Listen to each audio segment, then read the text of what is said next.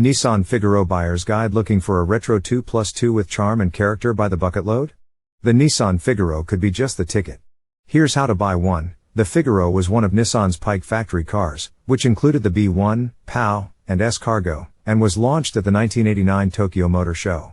Developed from the concept of nostalgic modern according to the company, it was a feast of retro design cues and a car that turned heads quicker than most supercars.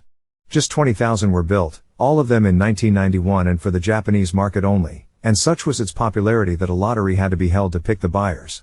Underneath the eye-catching skin was the running gear from the Nissan March, Micra to us, with the turbocharged 1.0-liter 4-cylinder engine driving the front wheels via a 3-speed automatic transmission.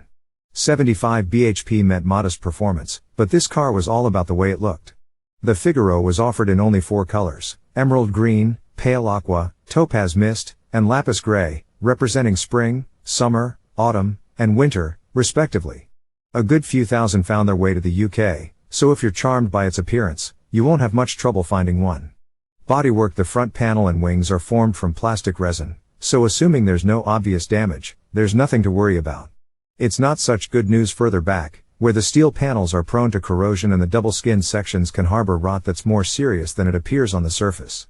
The rear wheel arches are a common trouble spot, and if it's bad, you could be looking at £1,500 to repair both sides, and the sills also need careful examination, just ahead of the rear wheels in particular. We'd want to ensure that undersealing has been done properly, too.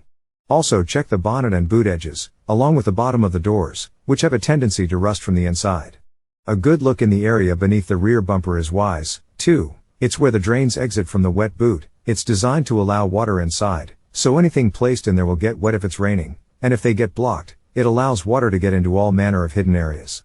The steel panel around the rear screen is a further rot spot, so look for bubbling beneath the vinyl that points to corrosion. You could be looking at £500 to replace the panel, and GRP items are available. The folding roof shrinks over time, leading to water ingress, but many have been replaced by now. As mentioned earlier, there were just 4 original colors, so anything else means it's been repainted. The chosen shade will be a matter of preference, but check how well the work was done. Ensure that exterior trim and brightwork are present and correct, too. For example, replacing both bumpers can cost £1,000 or more. Lastly, bear in mind that major restoration will get expensive, so satisfy yourself that any corrosion, or accident damage, has been repaired to a high standard. Engine and transmission: the little turbocharged engine is pretty robust, but proper maintenance is required if it's to cover high mileage without problems. Oil and filter changes every 6,000 miles are a good starting point. It's also important to replace the cam belt every 4 years or 31,000 miles, with the water pump renewed at the same time. A complete kit is around £120, and it's not a difficult job to do. Replacing the head gasket is a bit more time-consuming, according to a specialist we spoke to, so ensure all is well with no sign of oil and water mixing. And look for evidence of overheating or a cooling system in need of an overhaul. Tobin Brooks from the Figaro shop advises paying close attention to hoses and seals that could be perished on little used cars, adding that upgrading the cooling system is worth considering. Otherwise, it's a case of checking for obvious exhaust smoke or lack of performance pointing to a worn turbo. Replacement is £700 to £1,000 if factoring in labor, and for oil leaks from around the sump. A quiet running engine is good news, too, as rattles could be piston problems that mean a rebuild is due. Engine and service parts are easy to source, though, and a fully reconditioned unit is around £2,000 should the worst happen.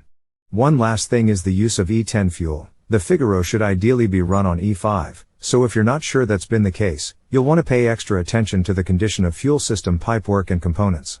If there's any doubt, get a specialist to check it all over. As for the automatic transmission, it's not the most responsive of devices, but a road test should be all that's needed to establish that it's shifting gears as it should without any noticeable jerks or delays. A reconditioned box is around £1,300, but you can source used ones for less than half that amount. Suspension, steering, and brakes: a combination of lightweight and a driving experience that promotes a relaxed approach means it's no surprise to discover that the running gear doesn't get a hard time. It's mostly just a case of ensuring that brake and suspension components are still in good health, and with parts freely available and inexpensive, there's nothing too much to worry about. By way of example, a pair of front discs is just £70, with a set of front struts and coil springs setting you back less than £250. That said, cars that are used just for occasional weekend fun can end up suffering from perished bushes and components seizing up through lack of miles. As for the steering, it should feel light and accurate on the road, so anything else needs investigation. The power-assisted rack can suffer from fluid leaking from the pinion shaft input seal, although Figaro specialist DTN can repair this with the rack in situ. If a worn unit needs replacing, budget in the region of £350 for a reconditioned one. Interior and trim. The light-colored interior means dirt and shabbiness will show up very quickly, so a clean, smart cabin points to careful ownership. All Figaros had leather seat trim, so look for any damage or signs of substandard renovation work, and bear in mind that good quality new covers could cost you in excess of £1,000. Also important is checking for damp carpets. There's quite a complex seal around the rear of the roof and the boot, and there's the potential for water to flow into the cabin rather than the boot. Some of the plastic interior trim panels can become a bit sticky over time, too, but specialists and the Owners Club can advise on the best way to tackle this without causing damage. Electrically speaking, it's all pretty straightforward, so just take the time to ensure that everything's working, particularly the electric windows, which can suffer from failed switches and regulators. The original Clarion audio unit might have been upgraded or replaced by now, too, so check what's been done. And it's also worth ensuring the air conditioning still functions, as getting an operative system up and running can see costs mount up. A new condenser can cost upwards of £500, for example. You'll also want to be sure that the roof mechanism works as it should, so check the switch in the cabin that releases the boot lid and the operation of the locking catches. An alarm should sound if the roof isn't locked securely. One last point to mention involves establishing the true mileage reading, as this could have been affected by the use of a device to convert the speedometer to miles per hour. The result could be an odometer displaying what's essentially a mix of kilometers and then miles following the conversion.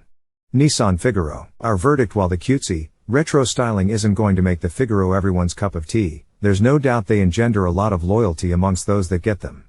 That's understandable because they have a style all of their own, and even being a relatively common sight on UK roads, they have the ability to turn heads.